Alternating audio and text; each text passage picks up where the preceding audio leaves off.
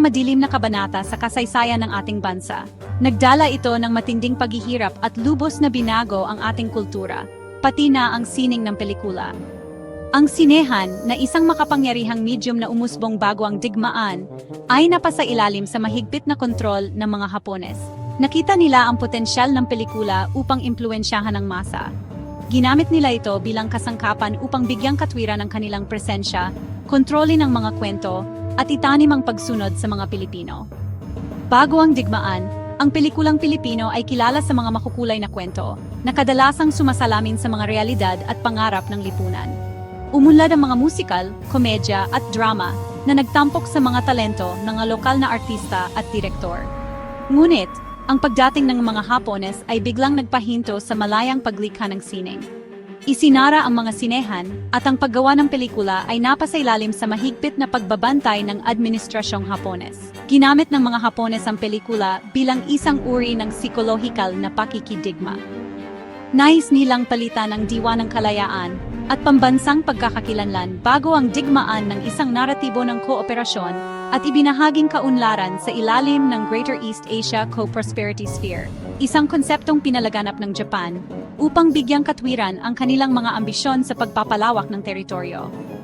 Ang pagbabagong ito sa sinehan ay isang mahalagang punto sa kasaysayan ng pelikulang Pilipino na humantong sa paggawa ng mga pelikulang may ibang layunin kaysa sa mga pelikula bago ang digmaan. Sa ilalim ng pamamahala ng mga Hapones, ang mga Pilipinong filmmaker ay napilitang maglakad sa manipis na lubid ng censorship at propaganda. Ang mga tema at kwento ng mga pelikula ay mahigpit na binabantayan at anumang nilalamang kritikal sa rehimeng Hapones o sumasang-ayon sa mga Allied Forces ay mahigpit na ipinagbabawal. Nahaharap ang mga filmmaker sa isang mahirap na pagpipilian, sumunod sa mga hinihingi ng mga mananakop o tuluyang itigil ang paggawa ng pelikula. Ang mga propaganda films noong panahon ng okupasyon ay sumunod sa mga predictable na pattern.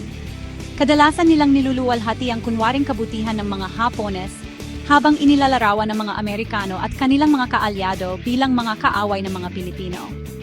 Ang mga tradisyonal na pagpapahalaga ng pamilya, komunidad at paggalang sa awtoridad ay binigyang diin, na naayon sa layunin ng mga Hapones na ipakita ang kanilang mga sarili bilang mga tagapagpalaya sa halip ng mga mananakop. Ang mga pelikulang ito ay kadalasang nagtatampok ng mga naratibong nagtataguyod ng kooperasyon sa administrasyong militar ng Hapon. Hinihikayat nila ang mga Pilipino na suportahan ang pagsisikap sa digmaan, kadalasan sa pamamagitan ng mga nakatagong mensahe sa mga tila hindi nakakapinsalang kwento.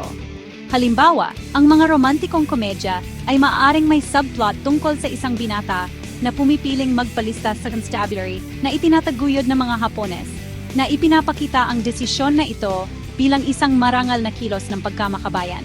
Ang mensahe ay malinaw, ang katapatan sa papetet na gobyerno ang pinakamahalaga. Sa kabila ng mga paghihigpit na ipinataw ng mga Hapones, ang mga Pilipinong filmmaker sa panahong ito ay nakagawa ng mga pelikula na, habang sumusunod sa mga hinihingi ng propaganda, ay nagpakita pa rin ng kislap ng artistikong merito at banayad na pagtutol. Ang mga pelikulang ito ay nagbibigay ng mahalagang pananaw sa mga dinamika ng lipunan at kultura ng Pilipinas sa ilalim ng okupasyon.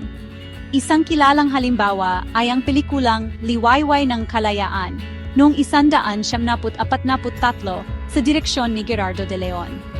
Ang pelikula ay nagsasalaysay ng kwento ng isang baryong Pilipino na nahihirapan sa ilalim ng pamamahala ng mga Amerikano at nakahanap ng kalayaan sa ilalim ng mga Hapones. Bagamat hayagang propaganda, ang Liwayway ng Kalayaan ay kapansin-pansin dahil sa mga technical na nagawa nito at sa mahusay na paggamit ni De Leon ng simbolismo na nagpapahiwatig ng mga nakatagong tensyon noong panahong iyon.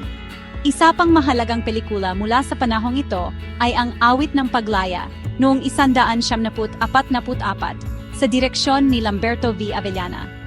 Ang musical na drama na ito, na itinakda sa panahon ng digmaan, ay nagsasalaysay ng kwento ng isang grupo ng mga Pilipinong musikero na gumagamit ng kanilang sining upang magbigay ng inspirasyon at katatagan. Habang nagtataguyod ng mga tema ng pagkakaisa ng mga Pilipino at pagkakailanlang kultural, ang awit ng Paglaya ay banayad ding nagpapakita ng mga pagkabalisa at kawalan ng katiyakan ng buhay sa ilalim ng okupasyon.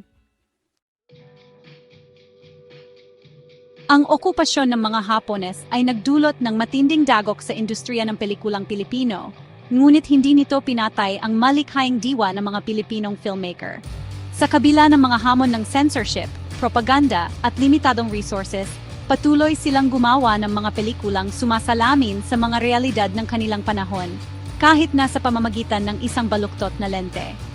Ang pagtatapos ng digmaan noong 1945 ay nagmarka ng pagbabalik sa mas malayang kapaligiran para sa paggawa ng pelikula. Gayunpaman, ang pamana ng okupasyon ng Hapon ay patuloy na nag-iiwan ng mahabang anino. Ang mga tema ng digmaan, kaligtasan at pambansang pagkakakilanlan na ginalugad sa ilalim ng pamimilit noong mga taon ng okupasyon ay patuloy na mag-iiwan ng marka sa pelikulang Pilipino sa mga darating na dekada. Bukod dito, ang mga karanasan ng mga filmmaker sa panahon ng digmaan na napilitang harapin ang mga komplikasyon ng censorship at propaganda ay nagtanim ng isang diwa ng pagiging maparaan at isang malalim na pag-unawa sa kapangyarihan ng medium. Ang panahong ito, bagamat madilim, ay nagsilbing isang pagsubok para sa pelikulang Pilipino, na humubog sa direksyon nito at nag-ambag sa pag-unlad ng isang pambansang sinehan na mulat sa nakaraan nito at determinado na magkwento ng sarili nitong mga kwento.